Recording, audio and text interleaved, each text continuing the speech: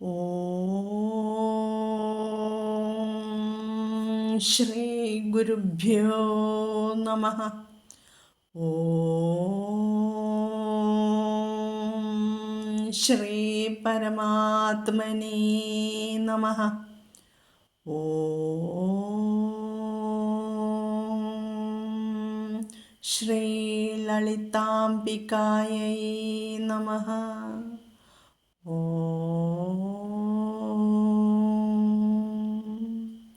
നമോ നാരായണായ.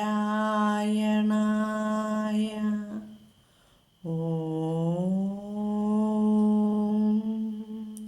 നമോ ഭഗവതേ വാസുദേവായ. നമസ്തേ സജ്ജനങ്ങളെ, ഇന്ന് നമുക്ക് 24-ാം ശ്ലോകത്തിലെ 10 നാമങ്ങളാണ് പഠിക്കേണ്ടത്. ആദ്യം ശ്ലോകങ്ങൾ 22, 23, 24 ചൊല്ലി പഠിപ്പിച്ചിരുന്നു. ശ്രദ്ധിച്ച് കേൾക്കാത്തവർ ആ വീഡിയോ കേൾക്കുക കേട്ടോ. ആദ്യം ശ്ലോകം പാരായണം ചെയ്യാം. 24-ാമത്തെ ശ്ലോകം. അഗ്രണീർഗ്രാമണീ ശ്രീമാൻ ന്യായോ നേതാ സമീരണഃ സഹസ്രമൂർധാ വിശ്വാത്മാ സഹസ്രാക്ഷഃ സഹസ്രപാത്. പദച്ഛേദം. അഗ്രണീഹി ഗ്രാമണീഹി ശ്രീമാൻ ന്യായഃ നേതാ സമീരണഃ സഹസ്രമൂർധാ വിശ്വാത്മാ സഹസ്രാക്ഷഃ സഹസ്രപാത്. ഓരോ നാമങ്ങളെക്കുറിച്ചും നമുക്ക് മനസ്സിലാക്കണം അല്ലേ. 218-ാമത്തെ നാമമാണ് അഗ്രണീഹി. ശ്രീ ആദിശങ്കര ഭഗവത്പാദരുടെ ഭാഷ്യത്തിലെ അഗ്രണീഹി എന്നാൽ അഗ്രം പ്രകൃഷ്ടം പദം നിയതി മുമുക്ഷൂൻ ഇതി അഗ്രണീഹി. മുമുക്ഷുക്കളെ അഗ്രമായ, അതായത് ഉത്തമമായ പദത്തിലേക്ക് നയിക്കുന്നതിനാൽ അഗ്രണി. മുമുക്ഷ എന്നാൽ എന്താണ്? മോക്ഷത്തിനുള്ള ആഗ്രഹം, മോചനം കിട്ടുവാനുള്ള ഇച്ഛ. മോക്ഷം എന്നാൽ ജ്ഞാനം കൊണ്ട് ആത്മാവിന് കിട്ടുന്ന സ്വാതന്ത്ര്യം ആണ്. പരമലക്ഷ്യത്തിലേക്ക് നമ്മെ നയിക്കുന്നവൻ, നമ്മുടെ മുമ്പിൽ നടന്ന് ആരാണോ നമ്മെ നയിക്കുന്നത്, ആരുടെ കാൽപ്പാടുകളാണോ നാം ശ്രദ്ധാപൂർവം പിന്തുടരുന്നത്, തൻ്റെ ഭക്തന്മാരെ ഉത്തമമായ പദത്തിലേക്ക് ആരാണോ നയിക്കുന്നത്, ആ ജഗദീശ്വരനാണ് മഹാവിഷ്ണു. അതുകൊണ്ട് ഭഗവാനെ അഗ്രണീ എന്ന് നാമം. അടുത്ത നാമം, അതായത് 219-ാമത്തെ നാമം ഗ്രാമണീഹി. ഭൂതഗ്രാമസ്യ നേതൃത്വാദ് ഗ്രാമണീഹി. ഭൂതഗ്രാമത്തിൻ്റെ നേതൃത്വം വഹിക്കുന്നതിനാൽ നേതാവായിരിക്കുന്നവൻ ഗ്രാമണി. ധാരാളം പദാർത്ഥങ്ങളുടെ ശേഖരത്തെയാണ് നമ്മൾ ഗ്രാമം എന്ന് പറയുന്നത്. പ്രപഞ്ചത്തിൽ ധാരാളം പദാർത്ഥങ്ങളുണ്ട് അല്ലേ. അവയെ എല്ലാം ശരിയായ വണ്ണം നിയന്ത്രിക്കുന്നവനാണ് ഭഗവാൻ. അതുകൊണ്ട് ഭഗവാന് ഗ്രാമണി എന്ന് നാമം. ഭൂതഗ്രാമസ്യ നേതൃത്വാദ് ഗ്രാമണീഹി. അടുത്ത നാമം 220-ാമത്തെ നാമം ശ്രീമാൻ. ശ്രീഹി കാന്തിഹി സർവാതിശായിൻ അസ്യ ഇതി ശ്രീമാൻ. ശ്രീമാൻ എന്ന് പറഞ്ഞാൽ എല്ലാറ്റിനെയും അതിശയിപ്പിക്കുന്ന ശ്രീ, അതായത് കാന്തിയുള്ളതിനാൽ ശ്രീമാൻ എന്ന നാമം. ശ്രീമാൻ എന്നാൽ ഐശ്വര്യമുള്ളവൻ, അനുഗ്രഹീതൻ, പ്രകാശം, മഹിമ എന്നെല്ലാം അർത്ഥമുണ്ട്. ബോധസ്വരൂപനായ ഭഗവാനെ ഈ 3 ഗുണങ്ങളും പൂർണ്ണമായും ഉള്ളതുകൊണ്ട് ശ്രീമാൻ എന്ന് നാമം. അടുത്ത നാമം 221-ാമത്തെ നാമം ന്യായഃ. യകാരത്തിന് മുമ്പ് നാ വന്നാൽ വത്സ്യമായിട്ടാണ് നാ ഉച്ചരിക്കേണ്ടതെന്ന് പാരായണം പഠിപ്പിച്ചപ്പോൾ പറഞ്ഞു തന്നിരുന്നു, മറക്കരുത് കേട്ടോ. ആദിശങ്കര ഭഗവത് ഭാഷ്യത്തിൽ പറയുന്നത് പ്രമാണാനുഗ്രാഹകോ അഭേദകാരകസ്തർക്കോ ന്യായ. അതായത് പ്രമാണങ്ങളെ അനുഗ്രഹിക്കുന്നതും ഭേദമില്ലായ്മയെ ഉണ്ടാക്കുന്നതുമായ തർക്കമാകുന്നു ന്യായം. അതിനാൽ ഭഗവാന് ന്യായ എന്ന് നാമം. ഭഗവാൻ പ്രമാണങ്ങളെ പിന്താങ്ങുന്ന യുക്തി സ്വരൂപനാണ് കേട്ടോ. ഇനി ഭഗവാൻ ധർമ്മം, നീതി എന്നിവയാൽ ലോകത്തെ നയിക്കുന്നു അല്ലേ. ശാശ്വതമായ ധർമ്മം ന്യായത്തിൽ അധിഷ്ഠിതമാണ്. ലോക സംഭവങ്ങളിൽ ഭഗവാൻ ഇടപെടുമ്പോൾ ന്യായം മാത്രമാണ് നോക്കുന്നത്. ഓരോ അവതാരവും ശ്രദ്ധിച്ചാൽ അത് മനസ്സിലാക്കും. ഭഗവാൻ ശ്രദ്ധിക്കുന്ന ന്യായം തന്നെയാണ് ജനങ്ങൾ പ്രമാണമായി ഉദ്ധരിക്കുന്നത്. ന്യായം തർക്കത്തിലൂടെ സ്ഥിരീകരിക്കുന്നു. ഉപനിഷത്തിലും വേദങ്ങളിലും ധർമ്മശാസ്ത്രങ്ങളിലും പുരാണേതിഹാസങ്ങളിലും സുലഭമായ ആപ്തവചനങ്ങളെ ലോകോക്തി എന്ന നിലയിൽ ന്യായങ്ങളായിട്ടാണ് ആചാര്യന്മാർ പരിഗണിച്ചു വരുന്നത്. ചില ന്യായങ്ങൾ ശ്രദ്ധിക്കാം. ബീജാങ്കുര ന്യായം, അതായത് വിത്തിൽ നിന്ന് അങ്കുരമോ, അങ്കുരം എന്ന് വെച്ചാൽ എന്താണ്, മുള, അങ്കുരത്തിൽ നിന്ന് വിത്തോ ഉണ്ടായതെന്ന് നിർണയിക്കാൻ പ്രയാസമുള്ളതുപോലെ കാര്യകാരണ ബന്ധത്തിൽ അന്യോന്യം ബന്ധപ്പെട്ടു നിൽക്കുന്ന പരസ്പരാശ്രിതങ്ങളായ വസ്തുതകളെ കുറിക്കുന്ന ന്യായം. ഇതുപോലെ നമ്മുടെ ഇടയിൽ ഒരു തമാശയായിട്ട് പ്രചരിക്കുന്ന ഒരു ചോദ്യമുണ്ട്. കോഴിമുട്ടയിൽ നിന്ന് കോഴിയോ കോഴിയിൽ നിന്ന് മുട്ടയോ ആദ്യമുണ്ടായത്? കുഴക്കുന്ന ചോദ്യമാണ് അല്ലേ. കാര്യകാരണ ബന്ധത്തിൽ നിന്ന് അന്യോന്യം ബന്ധപ്പെട്ടു നിൽക്കുന്നു, പരസ്പര ആശ്രിതങ്ങളാണവ. ഇതുപോലെ നീന്തലറിയാത്ത ഒരാൾ വെള്ളത്തിൽ മുങ്ങിപ്പൊങ്ങും അല്ലേ, മുങ്ങും പൊങ്ങും. അതുപോലെ ബ്രഹ്മജ്ഞാനം ലഭിക്കാത്ത മനുഷ്യർ സംസാര സാഗരത്തിൽ മുങ്ങിയും പൊങ്ങിയും ക്ലേശിച്ച് ജീവിക്കുന്നതിനെ സൂചിപ്പിക്കുന്ന ന്യായമാണ് മജ്ജന്മ ന്യായം. അതുപോലെ കോണിപ്പടികൾ ഓരോന്നായി കയറി മുകളിലെത്തിയാൽ കയറിയ പടികൾ ഉപേക്ഷിക്കുന്നത് പോലെ ഘട്ടം ഘട്ടമായി ആത്മജ്ഞാനം സിദ്ധിച്ചു കഴിഞ്ഞാൽ അതിനുള്ള ഉപാധികൾ ഉപേക്ഷിക്കണമെന്ന നിർദ്ദേശത്തെ കുറിച്ചുള്ള ന്യായമാണ് സോപാനാരോഹണം ന്യായം. ഇതാണ് ന്യായത്തെക്കുറിച്ച് പറയാനുള്ളത്. ഇനി അടുത്ത നാമത്തെ നമുക്ക് മനസ്സിലാക്കാം. അതായത് 222 നാമം നേത. ജഗദ്യന്ത്ര നിർവാഹകോ നേത. ജഗത്ത് യന്ത്ര നിർവാഹക നേത.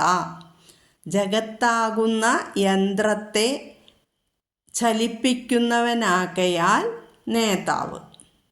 വിശ്വപ്രപഞ്ചത്തിലെ സകല ജീവരാശികളെയും രക്ഷിക്കുക, വളർത്തുക, പോഷിപ്പിക്കുക, നയിക്കുക എന്നീ ക്രിയകൾ ചെയ്യുന്ന വിശ്വനേതാവാണ് ഭഗവാൻ. അതുകൊണ്ട് ഭഗവാന് നേത എന്ന നാമം. ഇനി 223 നാമം സമീരണഃ. ശ്വസനരൂപേണ ഭൂതാനി ചേഷ്ടയതീതി സമീരണഃ. ശ്വസനരൂപേണ ഭൂതാനി ചേഷ്ടയതി ഇതി സമീരണഃ. ശ്വാസരൂപത്തിൽ പ്രാണിജാലങ്ങളെ ചേഷ്ടിപ്പിക്കുന്നവൻ ആകയാൽ സമീരണൻ. ചേഷ്ടിപ്പിക്കുക എന്നാൽ എന്താ? പ്രവർത്തിപ്പിക്കുക, യത്നിക്കുക, പ്രേരിപ്പിക്കുക, വ്യാപരിക്കുക എന്നെല്ലാം അർത്ഥം. അപ്പോൾ ഭഗവാൻ എല്ലാ വസ്തുക്കളിലും കുടികൊണ്ട് അവയ്ക്കെല്ലാം പ്രവർത്തിക്കാനുള്ള പ്രേരണ നൽകുന്നു. മനുഷ്യന് പ്രവർത്തിക്കാൻ സാധിക്കുന്നത് ശ്വാസോച്ഛ്വാസം നടക്കുന്നത് കൊണ്ടാണ് അല്ലേ. ശ്വാസം ഉള്ളിലേക്കും പുറത്തേക്കും പോകുന്നത് കൊണ്ടാണ് മനുഷ്യൻ ജീവിക്കുന്നത്. അത് നിലച്ചാൽ എന്താക്കും? കഴിഞ്ഞു അല്ലേ. സ്ഥൂലദേഹത്തിലെ സകല ചലനങ്ങളും പഞ്ചപ്രാണന്മാരാണ് നിർവഹിക്കുന്നത്. പഞ്ചപ്രാണങ്ങൾ ഏതൊക്കെയാണ്? പ്രാണൻ, ഉദാനൻ, സമാനൻ, അപാനൻ, വ്യാനൻ. പ്രാണങ്ങൾ നിലച്ചാലോ നമ്മളില്ലാതായി അല്ലേ? അതുകൊണ്ട് എന്തു വേണം? അഹംഭാവം തീരെ നമുക്ക് ഉണ്ടാകാൻ പാടില്ല. ഹരിനാമകീർത്തനത്തിൽ എഴുത്തച്ഛൻ എഴുതിയിരിക്കുന്നു, ആനന്ദ ചിന്മയ ഹരേ ഗോപികാരമണ, ഞാനെന്ന ഭാവമതു തോന്നായിക്ക വേണമിഹ, തോന്നുന്നതാഖിലഖിലം ഞാനിതെന്ന വഴി, തോന്നേണമേ വരദനാരായണായ നമഃ.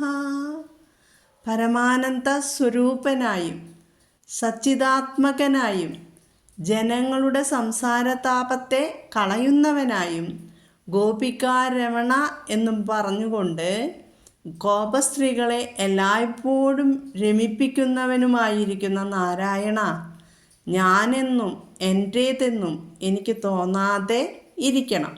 അങ്ങനെ ഒരു സമയം തോന്നുന്നതായാൽ ആ തോന്നൽ ഇക്കാണായ ലോകങ്ങളൊക്കെയും ഈശ്വര സ്വരൂപമെന്നും അതു ഞാനെന്നും തോന്നണം.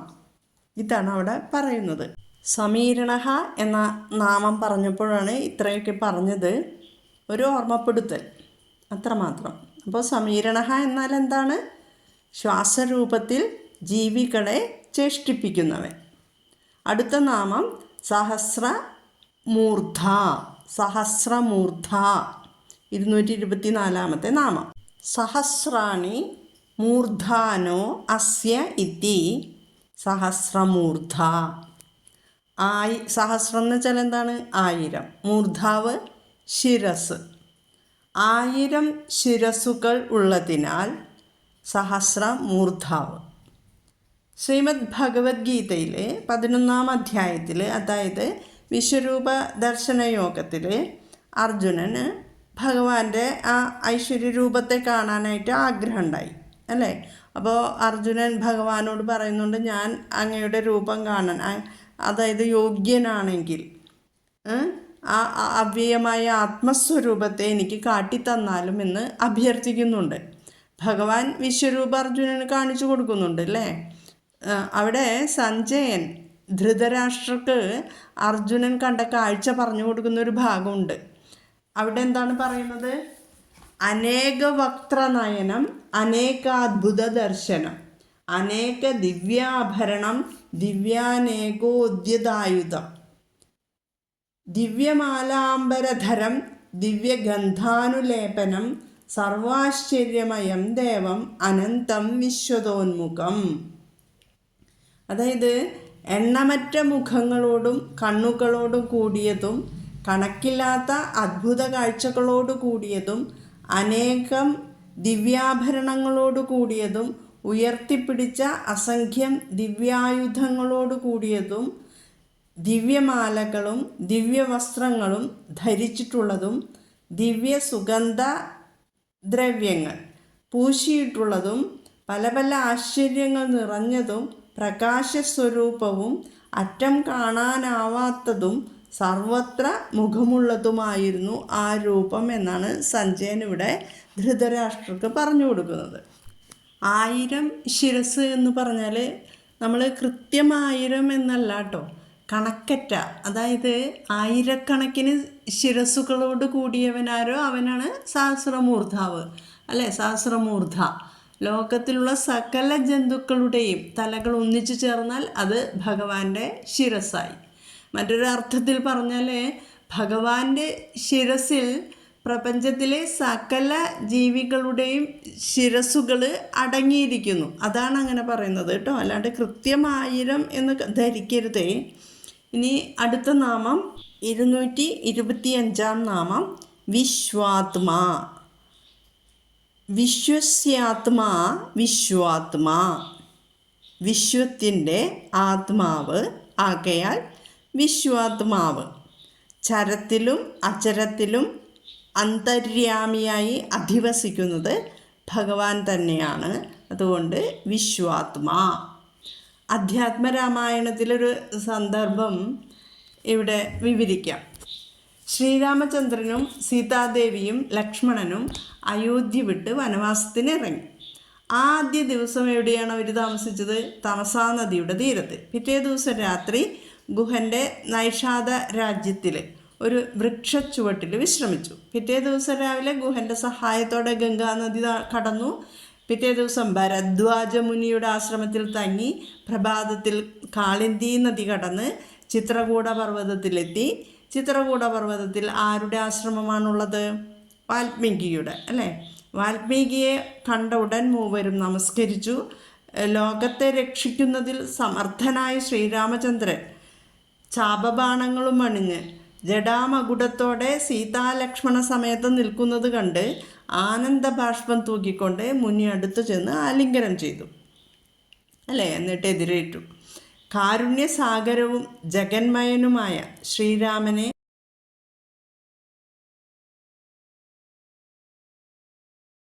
അർഘ്യപാദ്യാദികൾ കൊണ്ട് പൂജിച്ചിട്ട് ഭക്തിപൂർവം മുനി ഭക്ഷിക്കാനായി മധുരമുള്ള ഫലമൂലാദികൾ നൽകി.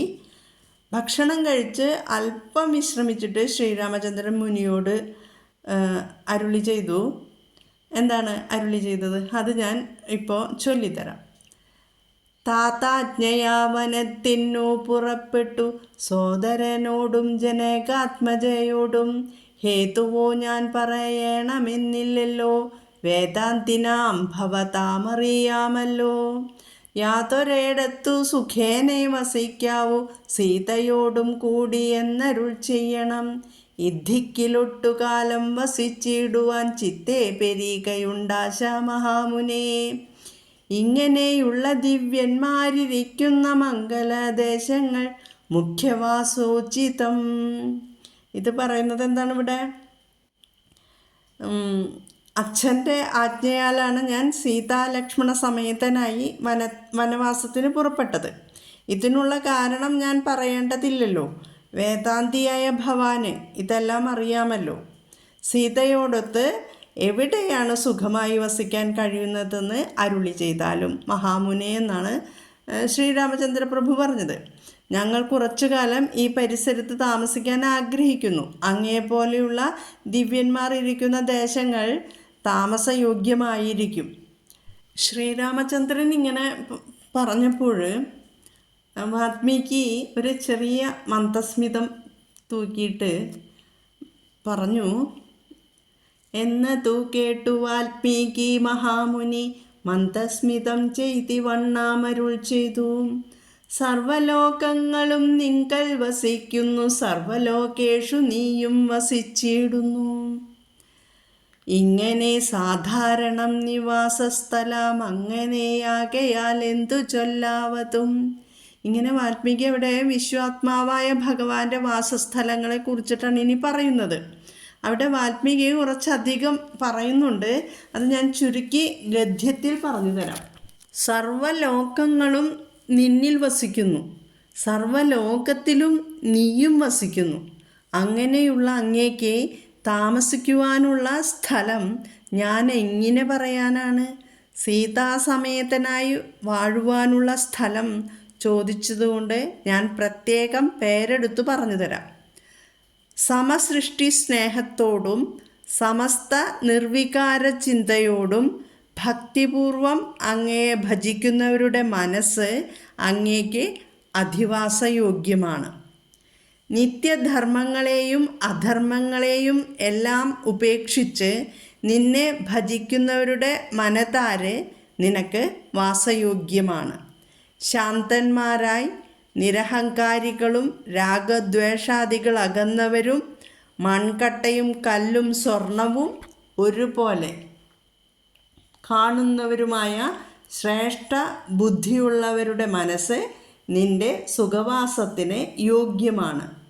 സമസ്ത കർമ്മങ്ങളും മനസ്സും നിന്നിലർപ്പിച്ച് സന്തുഷ്ടരായി വസിക്കുന്നവരുടെ മനസ്സ് നിനക്ക് താമസയോഗ്യമാണ്. സുഖം വരുമ്പോൾ സന്തോഷിക്കാതെയും ദുഃഖം വരുമ്പോൾ സങ്കടപ്പെടാതെയും എല്ലാം മായയാണെന്ന് കരുതി വസിക്കുന്നവരുടെ മാനസം നിനക്ക് മന്ദിരമാണ്. ജനനം, ശൈശവം, കൗമാരം, യൗവനം, വാർദ്ധക്യം, മരണം എന്നീ 6 ഭാവങ്ങളിൽ വ്യത്യസ്തമായുണ്ടാകുന്ന രൂപഭേദമെല്ലാം ചിന്തിച്ചു നോക്കിയാൽ ശരീരത്തിനു മാത്രമേയുള്ളൂവെന്ന് കാണാം. വിശപ്പ്, ദാഹം തുടങ്ങിയ സുഖദുഃഖങ്ങൾ ആത്മാവിനെ ബാധിക്കുന്നില്ല എന്ന് മനസ്സിലാക്കി ഭുജിക്കുന്നവരുടെ മനസ്സ് നിന്റെ സുഖവാസ യോഗ്യമായ ഭവനമായിരിക്കും. ജഗത് കാരണവും വേദസ്വരൂപനും നാദാന്തരൂപനുമായ ഭഗവാനെ ഉൾക്കണ്ണുകൊണ്ട് കാണുന്നവരുടെ മനസ്സിൽ അങ്ങ് സീതയോടൊത്ത് വസിച്ചിടുക. നിത്യേനയുള്ള യോഗാഭ്യാസം കൊണ്ട് ഏകാഗ്ര ചിന്തയുള്ളവരും എപ്പോഴും നിന്റെ പാദങ്ങളെ സേവിക്കുന്നവരും നിത്യവും നിന്റെ നാമം ജപിക്കുന്നവരും സന്തുഷ്ടമനസ്കരുമായ ഭക്തന്മാരുടെ മനസ്സിലും നീ അന്തർഗതനായി വസിക്കുക എന്നാണ് വാൽമീകി മഹർഷി ശ്രീരാമചന്ദ്ര ഭഗവാനോട് പറയുന്നത്.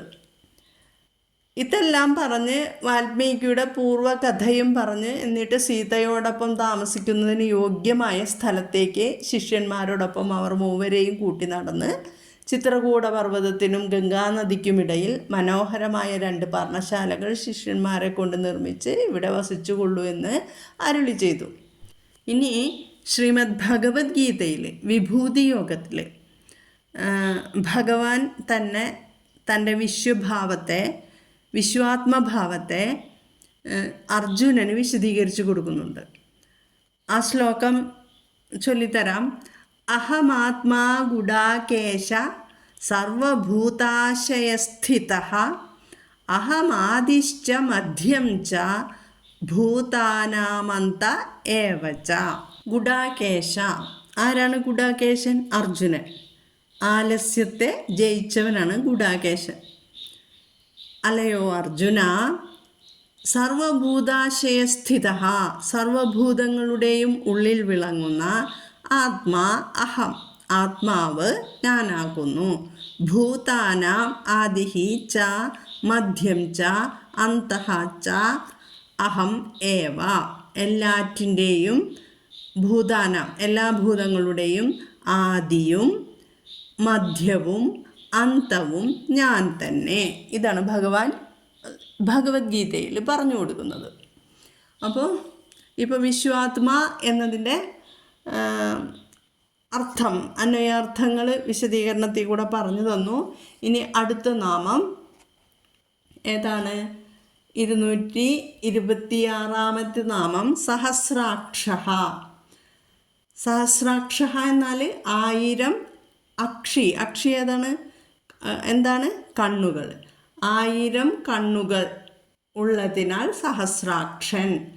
1000 കണ്ണുകളോട് കൂടിയവൻ അല്ലെങ്കിൽ അളവറ്റ കണ്ണുകളോട് കൂടിയവൻ സഹസ്രാക്ഷൻ. ഇനി 227 നാമം സഹസ്രപാദ്. അതും ഇത് തന്നെ, സഹസ്രപാദ്, 1000 പാദങ്ങളുള്ളവൻ. സഹസ്രാണി പാദ അസ്യ ഇതി സഹസ്രപാദ്. സഹസ്രശീർഷ പുരുഷ സഹസ്രാക്ഷ സഹസ്രപാദ് എന്നാണ് ശ്രുതി. അതായത് പുരുഷൻ 1000 ശിരസ്സുകളും 1000 കണ്ണുകളും 1000 കാലുകളും ഉള്ളവനാക്കുന്നു എന്ന് ശ്രുതി. നമ്മൾ ചൊല്ലുന്ന ശ്രീ വിഷ്ണു സഹസ്രനാമം ഉണ്ടല്ലോ, ആ സ്തോത്രത്തിൽ ഫലശ്രുതിയിൽ 22 ശ്ലോകങ്ങളും കഴിഞ്ഞ് കുറച്ച് ശ്ലോകങ്ങളും കൂടി മഹാഭാരതത്തിൽ ഇല്ലാത്തത് കൂട്ടിച്ചേർത്തിട്ടാണ് ചൊല്ലുന്നത്. ആരംഭത്തിൽ തന്നെ ഞാനത് പറഞ്ഞിരുന്നു. അതിൽ അവസാനം ശ്രീ ബ്രഹ്മോവാച എന്ന് പറഞ്ഞിട്ട് ശ്ലോകങ്ങൾ പഠിക്കുന്നുണ്ട്. അത് ഞാനൊന്ന് ചൊല്ലിത്തരാം. നമോസ്ത്വനന്തായ സഹസ്രമൂർത്തയേ സഹസ്രപാദാക്ഷി ശിരോരുബാഹവേ സഹസ്രനാംനേ പുരുഷായ ശാശ്വതേ സഹസ്രകോടി യുഗധാരിണേ നമഃ എന്ന് പഠിക്കും. അതായത് അന്തമില്ലാത്തവൻ, അതായത് അവസാനമില്ലാത്തവനും എണ്ണമറ്റ രൂപങ്ങളുള്ളവനും 1000 പാദങ്ങളും നേത്രങ്ങളും ശിരസ്സുകളും ബാഹുക്കളും ഉള്ളവനും സഹസ്രം തിരുനാമങ്ങളുള്ളവനും നിത്യനും 1000 കോടി യുഗങ്ങളെ ധരിക്കുന്നവനുമായ ആ പുരുഷോത്തമന് നമസ്കാരം. ഇതാണ് അതിൻ്റെ അർത്ഥം. ഞാൻ ഒരിക്കലും ഇത് ചൊല്ലി തന്നിരുന്നു. എനിക്ക് ഏറ്റവും ഇഷ്ടമുള്ള ശ്ലോകമാണ്. അതായത് വിഷ്ണു സഹസ്രനാമം ചൊല്ലിക്കഴിഞ്ഞിട്ട് ഈ രൂപം നമ്മുടെ മനസ്സിലേക്ക്, ഈ ബ്രഹ്മോവാച ചൊല്ലുമ്പോഴാണ് ഭഗവാന്റെ ആ രൂപം അങ്ങോട്ട് മനസ്സിലേക്ക് വരിക. നമോസ്ത്വനന്തായ സഹസ്രമൂർത്തയേ സഹസ്രപാദാക്ഷി ശിരോരുബാഹവേ സഹസ്രനാമ്നേ പുരുഷായ ശാശ്വതേ സഹസ്രകോടിയുഗധാരിണേ നമഃ. അങ്ങനെ നമ്മൾ ഇന്ന് 24-ാമത്തെ ശ്ലോകത്തിലെ 10 നാമങ്ങളുടെയും അന്വയാർത്ഥങ്ങൾ പഠിച്ചു. എന്നെ ശ്രവിച്ച എല്ലാവർക്കും ജഗദീശ്വരൻ്റെ കൃപാകടാക്ഷം ലഭിക്കണേ എന്ന പ്രാർത്ഥനയോടെ ഞാൻ നിർത്തുന്നു. ഓം ശ്രീ ഗുരുഭ്യോ നമഃ. ഹരി ഓം. ഓം തത്സത്.